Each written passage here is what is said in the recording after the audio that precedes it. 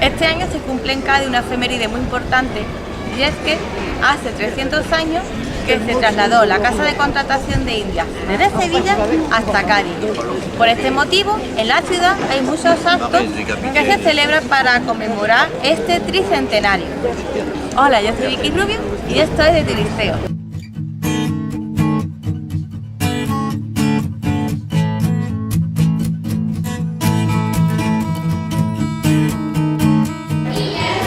Tras finalizar la reconquista española y el descubrimiento de América en 1492, los reyes católicos crearon la Casa de Contratación de las Indias, que era una institución encargada de regular todo lo que tenía que ver con el negocio de ultramar, ¿no? Con las colonias americanas, con las Indias americanas como era conocido.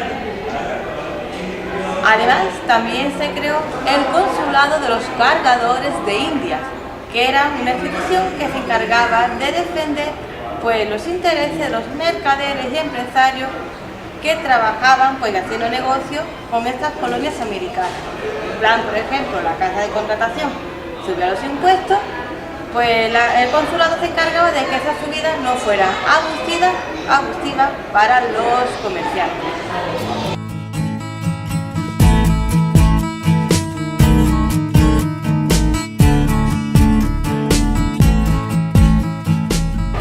Recabando la historia, en un principio la Casa de Contratación de las Indias se encontraba en Sevilla, porque ya Sevilla tenía un puerto en el siglo XIII que comerciaba con Portugal, el norte de Marruecos y las islas del Atlántico. Además, por su situación, estaba en un lugar muy estratégico, ya que si venía alguien para atacar y robar en el puerto de Sevilla, tenía que adentrarse en el Guadalquivir y meterse tierra adentro, lo cual era un lugar ideal. Pero con el descubrimiento de América, el puerto de Sevilla era un poco engorroso. ¿A qué me refiero? A que, por ejemplo, en aquella época los barcos viajaban con vela, no tenían ningún motor para impulsarse y tenían que navegar contracorriente para llegar hasta el puerto de Sevilla. Además, para hacer un viaje más seguro y también venir con más productos de las Américas, todo del oro, los barcos se construían cada vez más grandes. Entonces tenía que depender de que la marea del Guadalquivir estuviera alta para navegar dentro, porque si no fondeaban, es decir, chocaban contra el barro del río y se quedaban atrapados dentro de él. Por lo cual, finalmente, en el año 1717 se pensó en trasladar el puerto de la Casa de Contratación y como puerto principal de Sevilla a Cádiz, ya que Cádiz estaba empezando a funcionar como un puerto comercial importante, y así lo hizo el rey Felipe V.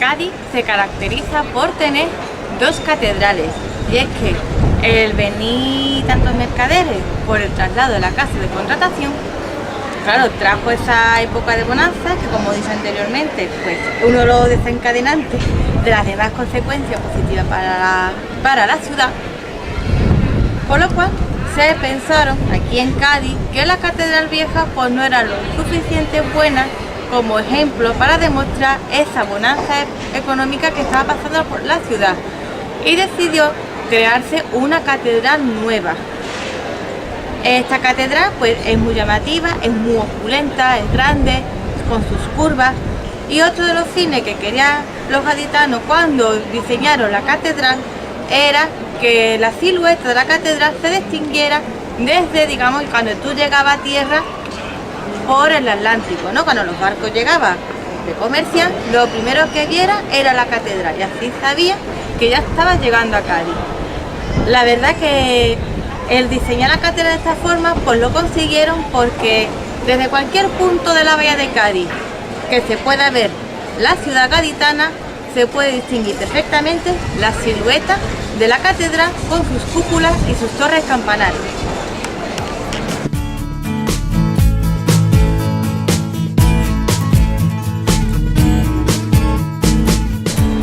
Detrás de mí está la parroquia de Santa Cruz o Catedral Vieja, como es popularmente conocida por los gaditanos. Estamos en una de las torres campanarios de la Catedral Nueva para que veáis mejor la diferencia entre ambos edificios y por qué los gaditanos en el siglo XVIII pensaron construir pues una catedral más voluminosa. Y es que, como veis, pues la Catedral Vieja, la parroquia de Santa Cruz, es más sencilla, puesto que su fin, cuando se construyó, era sobre todo defensivo. ¿A qué me refiero? Si os fijáis, su torre campanario más bien parece una torre vigía, una torre atalaya, ya que la función era alertar de la ciudad si ésta corría peligro sobre ataques de piratas u otros posibles invasores. Y por dentro tiene una estructura más sencilla porque también era de estructura defensiva. Como podéis fijar, está pegada al mar, por lo cual pues era uno de los primeros objetivos en caer en caso de ataque de algún invasor.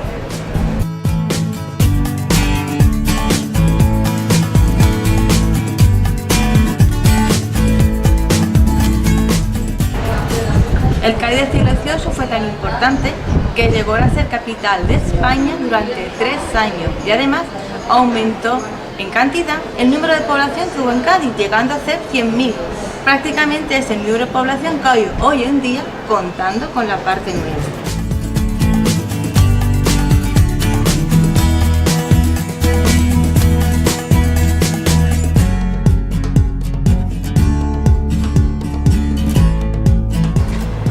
El hecho de que vinieran tantos mercaderes y comerciantes de todas partes del mundo afectó en Cádiz incluso en su skyline. ¿A qué me refiero?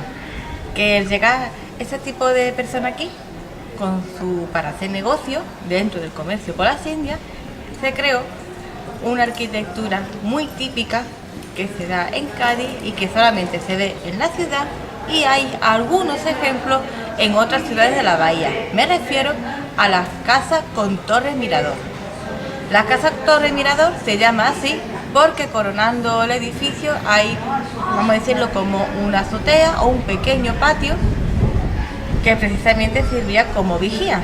Las hay de 4 tipos: de garita, porque termina en un pequeño torreón pequeñito, la vía de salón, que se puede decir que es como un típico patio, una típica azotea.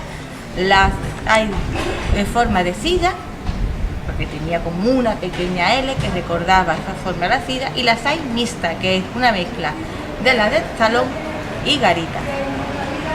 Además, una prueba del poder económico de estos comerciantes lo podemos ver en que ellos tenían contratado a una persona cuya misión era simplemente la de vigilar el estado de la mar, ya que estos miradores, estas torres miradores, su función era principalmente cómo estaba la mar, si estaban llegando los barcos desde el otro lado del Atlántico.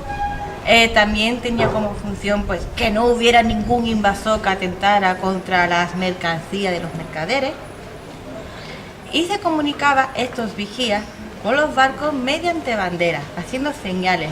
La verdad que sería un punto en aquella época ir un día que llegara toda la flota desde el Atlántico y todas las torres comunicando, adivinando a ver cuál era su barco. La casa más conocida es la Torre Tavira, llamada así porque era el vigía de esta casa, se llamaba así, tenía el apellido de Tavira, y además esta casa era, mejor dicho, es la más alta que hay en Cádiz. Y ya por último, pues habla de las torres miradores, que hay un total de 133 casas de este estilo, de las 160 que se construyó en su momento.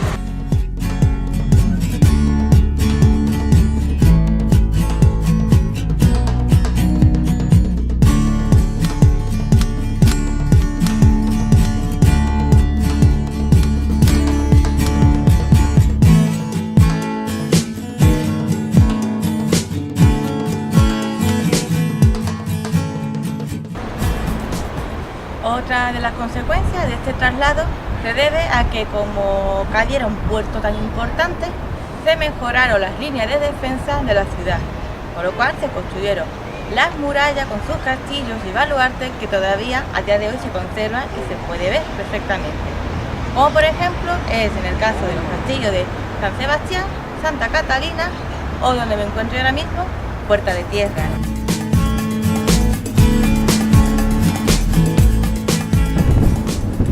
Además, Cádiz se convirtió en una ciudad tan importante como tenía el monopolio con el comercio con las Indias. Era normal que hubiera un intercambio de cultura, pero Cádiz influyó mucho, porque a lo mejor allí sí nos traemos los productos que se consumen allí, ¿no? La comida, a lo mejor adoptábamos la moda, pero es que de Cádiz se exportó todo, como se suele decir, hasta los andares, ¿no? Del cerdo. Un ejemplo es que, por ejemplo, la arquitectura que hay en Cádiz se puede ver en las ciudades de las colonias americanas, ¿no? Ya lo decía Carlos Cano en su canción, La Habana es Cádiz con más negrito y Cádiz La Habana con más salero.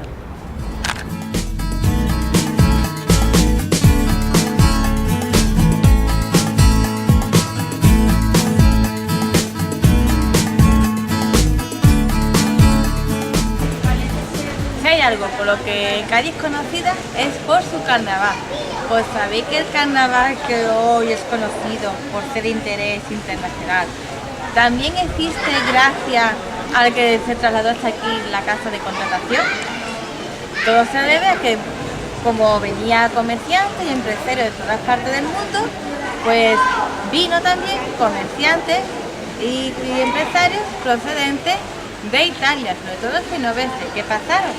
Que ellos importó sus costumbres, el habla, su forma de vestir y también sus fiestas. Y por lo visto, pues el carnaval caló tan hondo dentro de los propios gaditanos que en 1861 el ayuntamiento reconoció como fiesta típica el carnaval de Cádiz.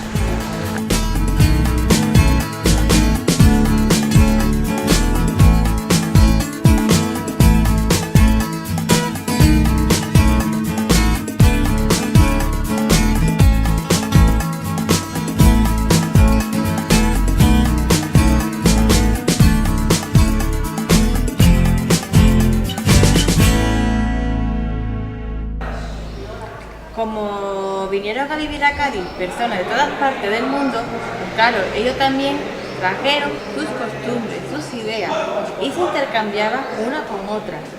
Por ello no es de extrañar que la Constitución de 1812, la PEPA, se firmara en Cádiz y se recogieran muchos principios liberales que hoy en día consideramos fundamental para la democracia, como puede ser la libertad de expresión o la de prensa. Además, como había tanto intercambio de ideas y de cultura, en Cádiz se desarrolló los cafés tertulias, que se hablaba de un tema político y cada uno daba su opinión. Podía tener diferentes vertientes políticas, pero todas se respetaban. Además, Cádiz era tan liberal que las mujeres tenían pues un papel relevante en el sentido de que si era la mujer o la hija de uno de estos comerciantes y empresarios, hablaba ese idioma, tenía una educación alta porque tú sabes del negocio de tu padre o de tu marido para ayudarla a llevarlo a cabo. Además, las mujeres también tenían su propia tertulia política. Eso sí, ¿no? En aquella época las tertulias entre hombres y mujeres eran separadas.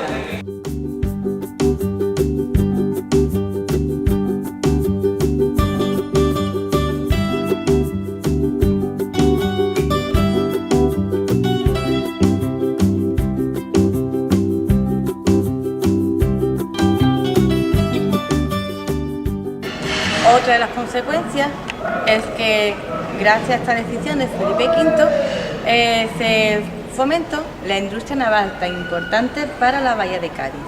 Antes había aquí pues caladeros y también había diques, pero fue con el traslado de la Casa de Contratación de Indias que se construyó grandes astilleros, siendo el primero de ellos y el más grande en aquel entonces de España, el de la Carraca. ¿Qué pasaba? Que al mejorar las instalaciones, a tener instalaciones más modernas, los barcos que se construyeron también eran más modernos, con mejores tecnologías dentro de la época, por lo cual, para estar a cargo de estos barcos y navegar dentro de él, no bastaba que se montara cualquiera. Los marineros debían de estar debidamente formados, por lo cual aquí en el barrio del Pórculo se creó el Colegio de Guardamarinas. Uno de los miembros de este colegio, Jorge Juan de Santa Cilia, llegó a ser director del mismo, pero no hablo de él por ser el director. Él era marinero, él era físico, astrónomo. Uno de sus logros fue el que estableció que la Tierra no era un círculo perfecto, sino que era una esfera achatada por los polos.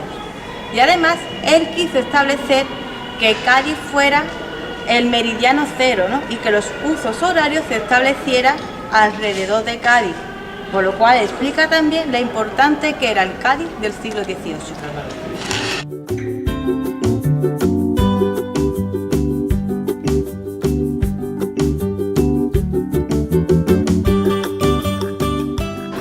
Pues esto es todo por hoy. Si os ha gustado el vídeo, dale a me gusta. Si os interesan los contenidos del canal, pues suscribiros a él. Cualquier cosita me lo podéis hacer en los comentarios. Nos vemos en otra ocasión de Turisteo.